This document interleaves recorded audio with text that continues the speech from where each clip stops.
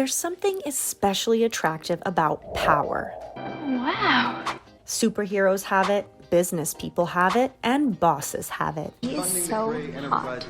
Maybe your boss has that little something that makes you wonder if you two could ever be an item. I like you. I like you. There are 5 signs your boss likes you but is hiding it that you can look out for to see if there's any possibility of romance between you two. I'm sure I don't have to tell you twice that dating your boss could have its fair share of professional consequences, but I'll leave that up to you to decide. Number 1, you always get the best shifts or projects.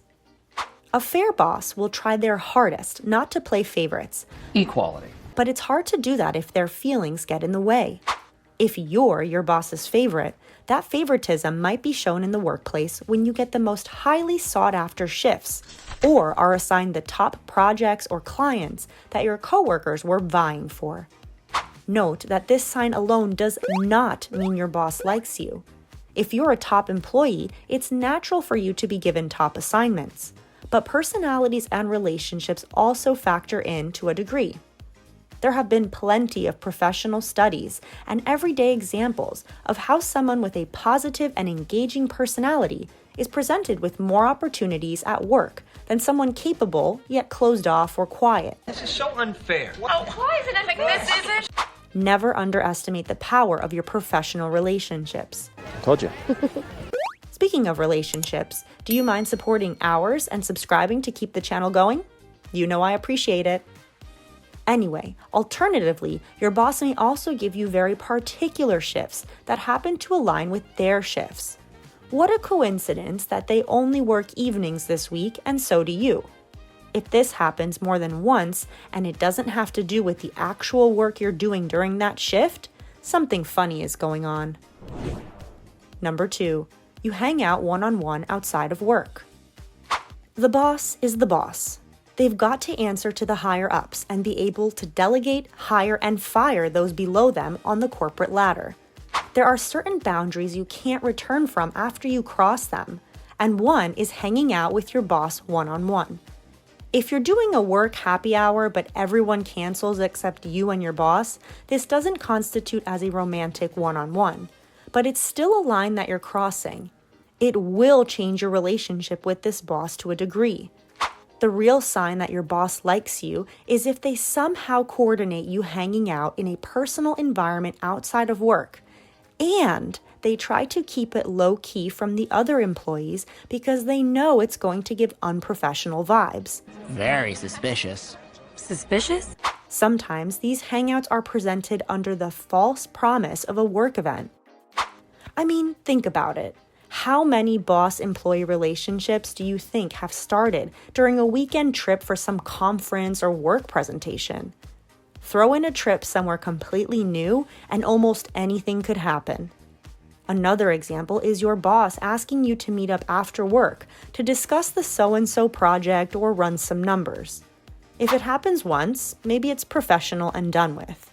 But if it happens multiple times, they may be looking to dive into more than just the numbers with you.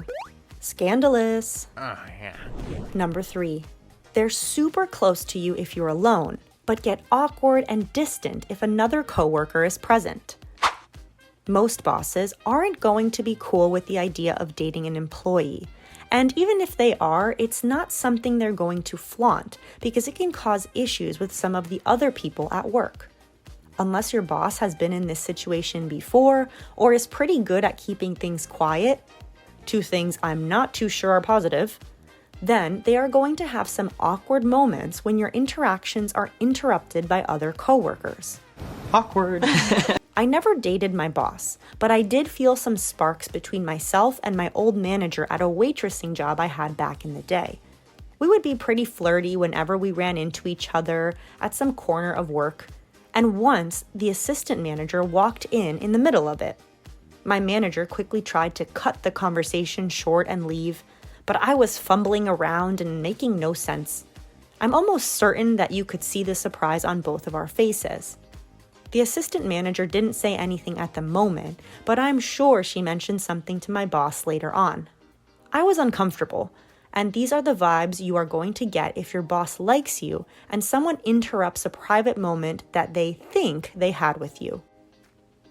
Number 4, they include you in their decision making.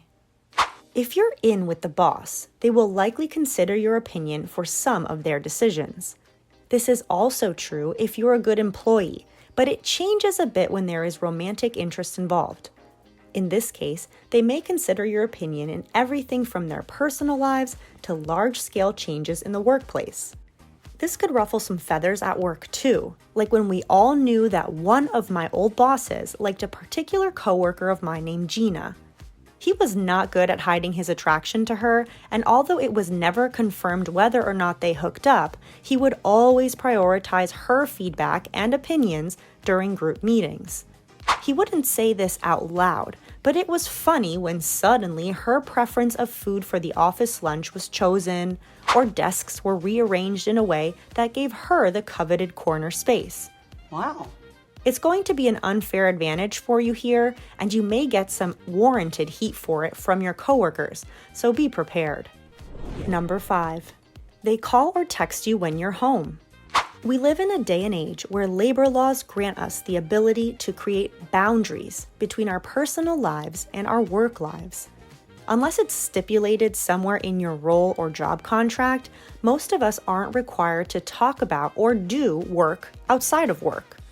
Even so, if your boss likes you, they will eventually want to get to know the real you that lies outside of the 9 to 5. In cases like this, he or she may shoot you a message, like a photo, or even call you with no work to speak of. Maybe they'll preface it with a quick comment about what happened at work or a simple question that could have been saved for the next workday, but the real purpose is to connect with you via a non-boss role. They may even use one of the texts from our video, 10 Good Conversation Starter Texts. If you have a high-stress job that usually makes you bring your work home with you, then this sign will look a little different. It may be normal for you to get texts or calls from your boss outside of working hours to follow up on a project or give you more information that you need. Even so, the conversation will provide a professional piece of information and then steer away toward the personal. Your boss won't let the conversation die, but they'll instead ask you about what you're up to, discuss plans for the weekend, or dive into some other personal topic that isn't relevant to the professional purpose of their call. It'll sound casual and nonchalant, but your boss is diving into some personal chit-chat for a reason. Unless they've always been a chatty Cathy, that is. If your boss is a good boss, they're going to hide the signs that they like you and try to be as professional as possible. But let's be real, you are one hot tamale and it's hard to hide those feelings for you. If you've decided that your boss likes you, what are you going to do about it? Let me know in the comments. As always, thanks for watching.